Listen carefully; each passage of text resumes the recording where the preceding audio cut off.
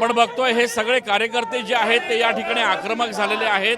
या कार्यकर्त्यांकडून आता थेट गेटमध्ये घुसण्याचा प्रयत्न केला जातोय। आपण दृश्यांमध्ये बघतोय की गेट तोडून हे सगळे कार्यकर्ते जे आहेत ते आता या ठिकाणी आतमध्ये पोहोचलेले आहेत आणि पोलिसांकडून या सगळ्या कार्यकर्त्यांची आता धरपकड जी आहे ती सुरू करण्यात आलेली आहे। दृश्यांमध्ये आपण बघतोय की कशा पद्धतीनं हे सगळे कार्यकर्ते जे आहेत ते या कंपनीमध्ये घुसण्याचा प्रयत्न करत आहेत।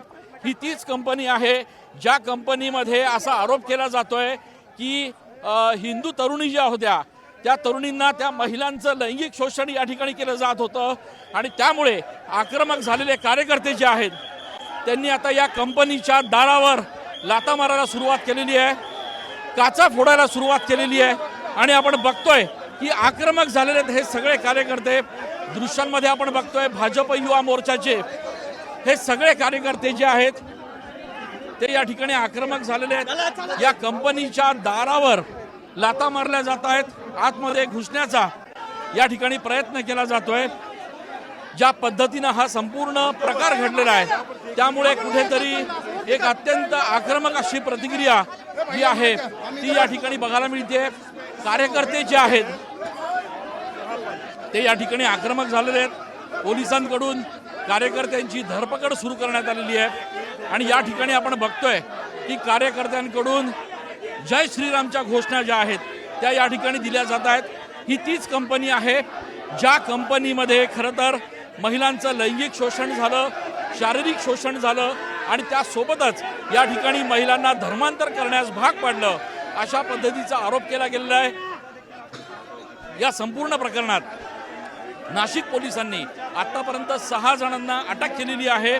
9 जणांनी या ठिकाणी गुन्हा दाखल केलेला आहे। पोलिसांनी 6 आरोपींना आतापर्यंत अटक केलेली आहे आणि या सगळ्या घटनेचं एकूणच जे गांभीर्य आहे ते बघता या ठिकाणी SITची देखील स्थापना पोलिसांच्या वतीनं करण्यात आलेली आहे। शासन स्वतः या संपूर्ण प्रकरणामध्ये आक्रमकपणे हा सगळा तपास करत आहे। हा संपूर्ण प्रकार जो आहे तो नाशिकमध्ये एका मल्टीनॅशनल कंपनीत घडलेला आहे ज्या ठिकाणी काम करणाऱ्या महिलांना आली नाही आणि परिणामी निश्चितपणे आपण बघतोय की कार्यकर्ते जे आहेत ते या ठिकाणी आक्रमक झालेले आहेत। आक्रमक प्रतिक्रिया ज्या आहेत त्या कार्यकर्त्यांकडून बघायला मिळत आहेत।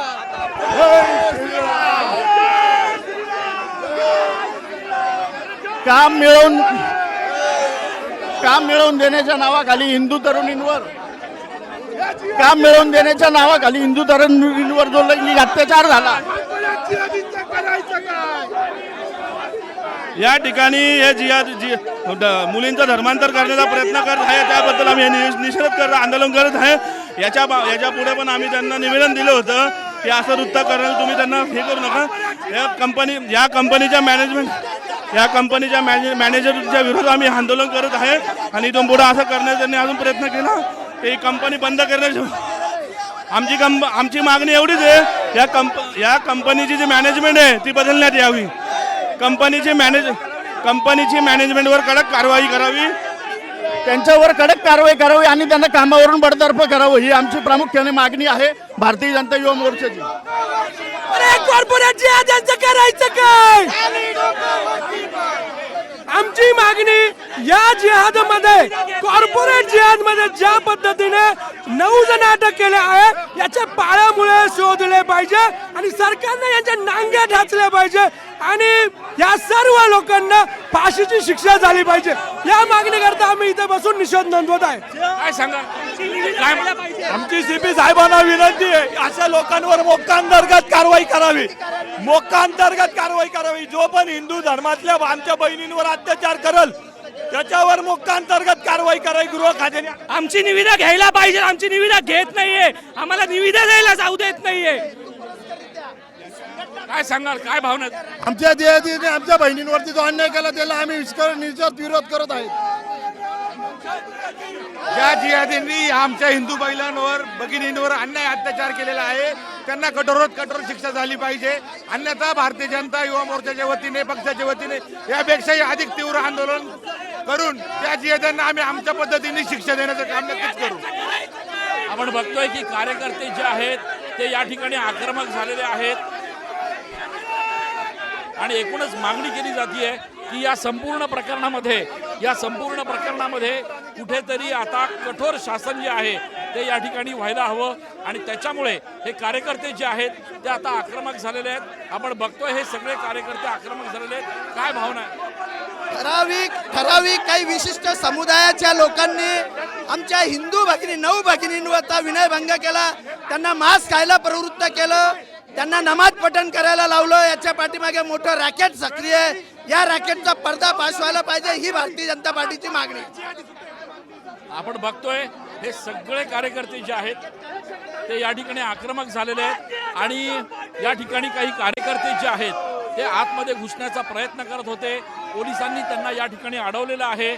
मात्र हे कार्यकर्ते जे आहेत ते आता आतमध्ये घुसण्याचा प्रयत्न करत आहेत. आपल्यासोबत काही महिला कार्यकर्त्या देखील आहेत. ताई, अतिशय निंदनीय प्रकार ह्या कंपनीमध्ये घडलेला आहे.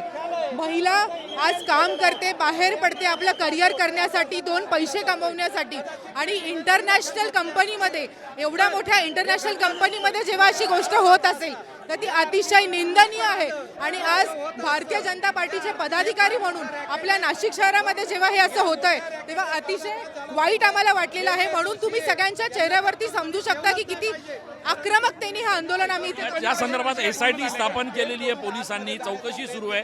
आता कशी कारवाई व्हायला पाहिजे अशी मागणी? आमची अशी मागणी आहे की कडक कारवाई ह्याच्यामध्ये झाली पाहिजे. ज्या कोणी महिलांना सांगितलं की तुम्ही मांस खाल्लं पाहिजे, नमाज पढलं पाहिजे, हे सगळे या कंपनीमध्ये होत आहे, हे कदापि आम्ही सहन करणार नाही. या सगळ्या गुन्हेगारांवरती अतिशय कडक कारवाई करून त्यांच्यावरती जास्तीत जास्त कलम लावले. मोठं रॅकेट असू शकतं असं वाटतंय का? हो, त्यांच्यावरती पण त्यांच्या कंपनीमध्ये जेव्हा हे गोष्ट होते ही त्यांना समज आली पाहिजे होती. महिलांची सुरक्षितता या कुठल्याही कंपनीमध्ये प्रायोरिटी असते आणि तीच इथे झालं नाही. त्याच्यामुळे कंपनीच्या सगळ्या चालकांवरती सुद्धा आमचे गंभीर आरोप आहेत. आपण बघतोय की या ठिकाणी भाजपचे शहराध्यक्ष सुद्धा आहेत. काय सांगाल, नेमकी काय भावना आहे? TCS कंपनीच्या माध्यमातून धर्मांतर आणि मुलीवर महिलांवर अत्याचाराच्या घटना उघडकीस आलेल्या आहे. या कंपनीच्या एका महिलेने यापूर्वी ईमेल केलेला आहे की या ठिकाणी असं घडतंय. कदाचित पुण्याच्या हेड ऑफिसच्या कंपनीला जर हे समजलं असतं आणि त्यांनी जर दखल घेतली असती तर ते याला वेळीच आळा घातला असता, बंद झाला असतं. परंतु त्यांनी बी मूक संमती दिली. आमचं म्हणणं हे फार मोठं महाराष्ट्रातलं रॅकेट आहे. या माध्यमातून जे रॅकेट चालतंय आणि ठराविक समाजाच्या लोकांनी हे रॅकेट केलेलं आहे. आमचं म्हणणं आहे त्याचा पर्दाफाश झाला पाहिजे, त्यांच्यावर कारवाई झाली पाहिजे. कारवाई झाली पाहिजे. कंपनीवर सुद्धा 100% कारवाई झाली पाहिजे. कारण कंपनी ज्या अर्थी एवढी मोठी कंपनी नामांकित चालते त्या अर्थी ते काय डोळे झाकून आहेत का? त्यांनी सुद्धा कंपनीवर सुद्धा कारवाई झाली पाहिजे अशी आमची मागणी आहे. आपण बघतोय की या ठिकाणी कंपनीवर देखील मागणी झाली, एकूणच कारवाई झाली पाहिजे अशी मागणी जी आहे ती या ठिकाणी पुढे येते. आपण बघतोय की कार्यकर्ते जे आहेत भाजप युवा मोर्चाचे ते या ठिकाणी आक्रमक झालेले आहेत आणि या कंपनीचा जो मुख्य प्रवेशद्वार आहे त्यावर या ठिकाणी कार्यकर्त्यांनी खरं तर तोडफोड करण्याचा प्रयत्न केलेला आहे.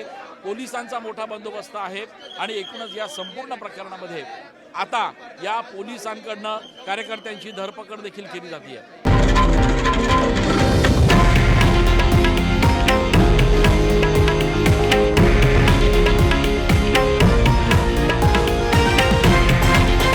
हे आहे देशातील नंबर 1 न्यूज नेटवर्क आणि आपण पाहत आहात TV9 मराठी, एकमेव.